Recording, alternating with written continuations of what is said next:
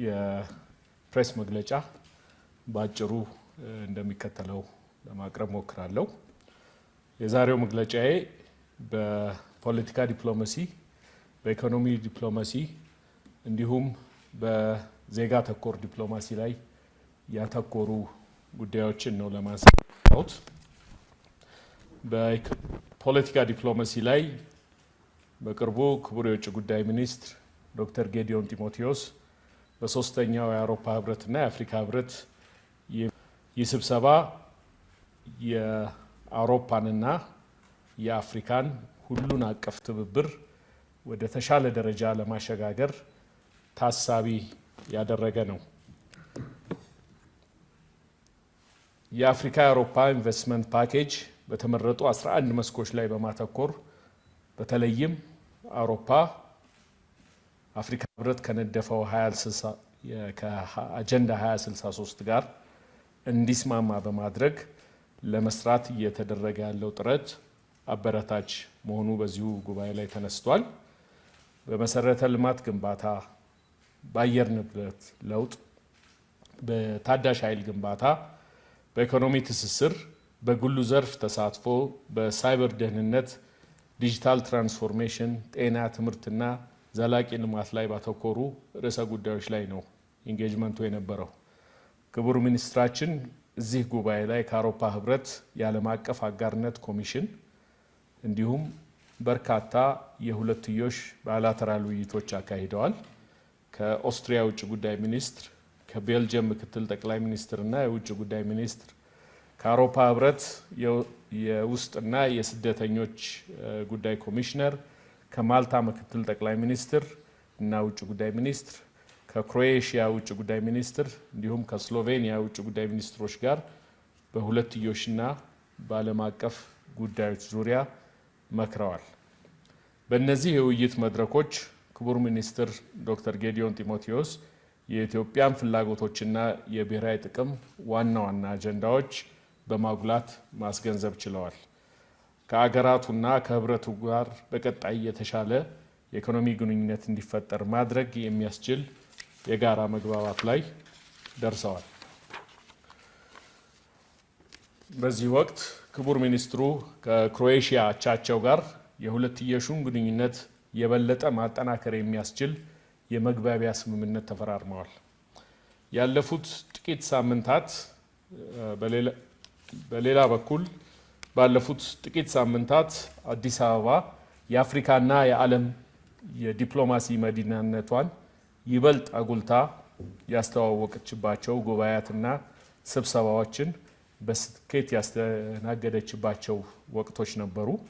በዋናነት በሰው ሰራሽ አስተውሎት፣ በሳይበርና ሳይበር ደህንነት፣ በቴክኖሎጂ ፈጠራዎች ላይ ያተኮረው የአፍሪካ ኢቲኤክስ 2025 በአዲስ ዓለም አቀፍ የስብሰባ ማዕከል በስኬት ማስተናገዷ፣ የዓለም የስራ ድርጅት የአፍሪካ ቀጣና ጉባኤ በአድዋ ድል መታሰቢያ ሚውዚየም በስኬት መስተናገዱ፣ የአይዲ ፎር አፍሪካ ዲጂታል መታወቂያ ጉባኤ፣ የምስራቅ አፍሪካ የልማት በየነ መንግስታት ኢጋድ 2 ቀጣናዊ ስብሰባዎች በአዲስ አበባ ተካሂደዋል።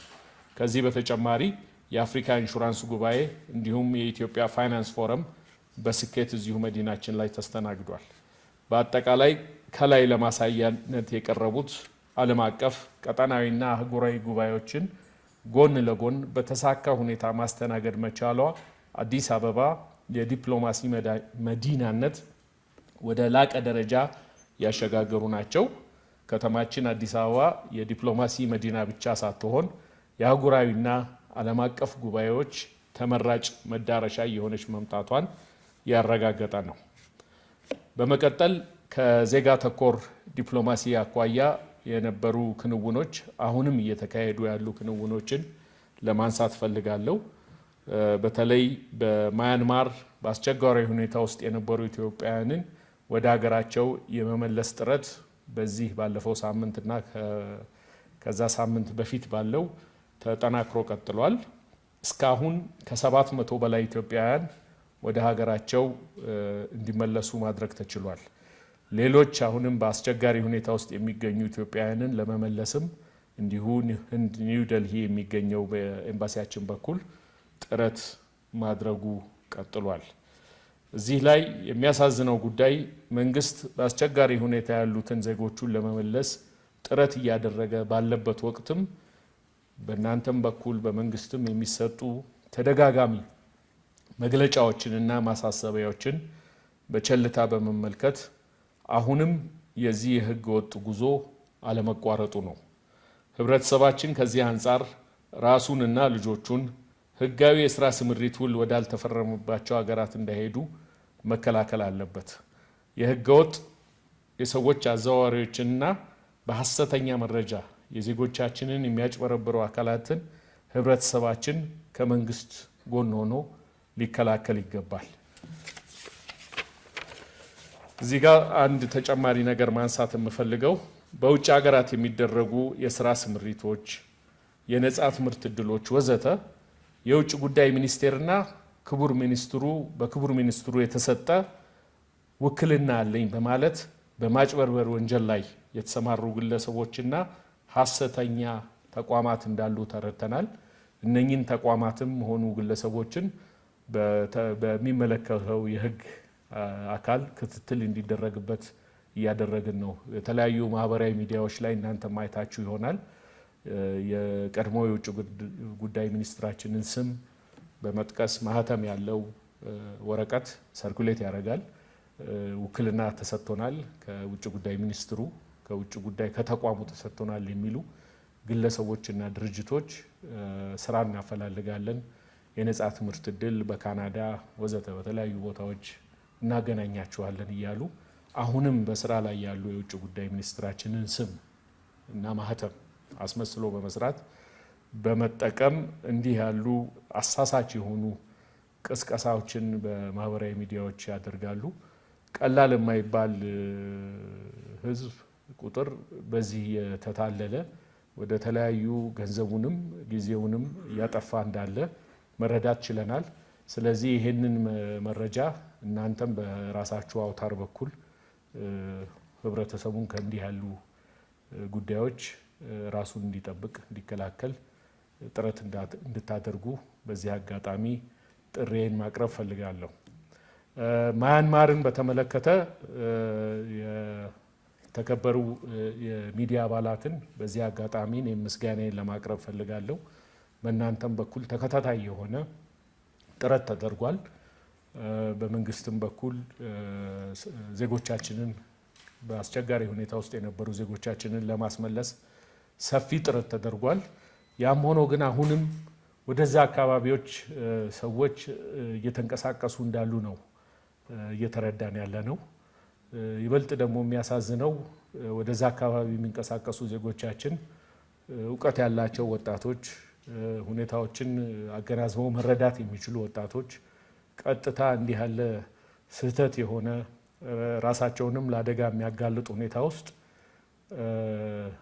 ከመረጃ እጥረት ሳይሆን ከምን አይነት ውሳኔ ላይ የደረሱ ወደዛ እንደሚንቀሳቀሱ መረዳት ትንሽ ያስቸግራል። ይሄ መሆኑ ትንሽ ጉዳዩን አስቸጋሪ አድርጎታል። አሁንም ግን እዛ የቀሩትንም ዜጎች ለማስመለስ ጥረት ይደረጋል። እዚህ በሀገር ውስጥ ደግሞ ከእንዲህ ያሉ ነገሮች ዜጎች እንዲቆጠቡ የሚደረገውን ጥሪ ደግመን ደጋግመን ለማስተላለፍ እንወዳለን። አመሰግናለሁ። የተወሰኑ ጥያቄዎችን በተወሰኑት ላይ ሪፍሌክት ማድረግ ሞክራለሁ። ዜጎችን በተመለከተ በተለይ ከዚህ ከህገወጥ የዜጎች በደላላ ኔትወርክ እዚህ ከሀገር ውስጥ በተለያየ መልኩ ተመልምለው ዜጎች ራሳቸውን ሊጠቅሙ ወደማይችሉበት ራሳቸውን ለአደጋና ለጉዳት ሊያጋልጣቸው ወደሚችሉ አካባቢዎች እንቅስቃሴዎች ይደረጋሉ። ይሄ ነገር እንግዲህ ትንሽ አብሮን የሰነበተ ጉዳይ ነው። የኔትወርኩ ነገር ከዚህ ከሀገር ውስጥ ጀምሮ ተያይዞ ወደ ኖርዝ አፍሪካ በሚደረገው መስመር ወደ ደቡብና ምስራቅና ደቡብ አፍሪካ መስመር እንዲሁም ወደ መካከለኛው ምስራቅ በህገወጥ መንገድ የሰዎችን ስመግል የሚያደርጉ የሂውመን ትራፊኪንግ አካል የሆኑ ሰንሰለቶች እንዳሉ ይታወቃል። በየጊዜውም ይህንን ሰንሰለት ለመቆራረጥ ህጋዊ እርምጃዎች ሲወሰዱ ቆይተዋል።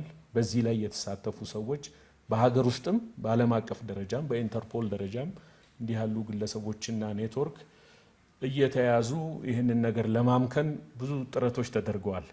ያም ሆኖ ወደ ሀገራችን ስንመለስ ዜጎች አሁንም ቢሆን ለእንዲህ ያለው ኔትወርክ ከሀገር ውስጥ ጀምሮ ተጋላጭ ናቸው። እንግዲህ ይህንን ነገር ለመከላከል የተለያዩ ጥረቶች ተደርገዋል። ብሔራዊ ኮሚቴ በሀገር ደረጃ ተቋቁሞ ከጸጥታ አካላት ጋር አብሮ በመስራት የተወሰነ ርቀት የተሄደበት ነው። ዋነኛው ግን ዜጎች ለእንዲህ ያሉ ጉዳዮች እንዳይጋለጡ በእውቀት ላይ የተመሰረተ ውሳኔ እንዲያደርጉ በሚዲያና በቅስቀሳ ህዝቡን በግንዛቤ በመፍጠር ደረጃ የሚሰሩ ስራዎች የተወሰነ ውጤት ያመጡ ይመስለኛል። ነገር ግን ይሄ አሁንም የቆመ ነገር ስላልሆነ በህጋዊ መንገድ የሚደረገውን ጥረት አጠናክሮ መቀጠል ይገባናል። ጎን ለጎን ደግሞ ግንዛቤ የመፍጠሩ ስራ ሳይታክት ቅስቀሳው መቀጠል ይኖርበታል እስከ ገጠሪቱ ኢትዮጵያ ድረስ። ምክንያቱም ችግሩ አንዳንዴ ውሃ ቅዳ ውሃ መልስ ይሆናል። ብዙ ተለፍቶበት ዜጎች በመቶዎች የሚቆጠሩ ብዙ ወጪ ወጥቶ ከያሉበት ተሰባስበው ወደ ሀገራቸው እንዲመጡ ጥረት ይደረጋል። የዛ ነው ያክል ደግሞ በተለያየ ቀዳዳ ሰዎች ሲወጡ ይታያል።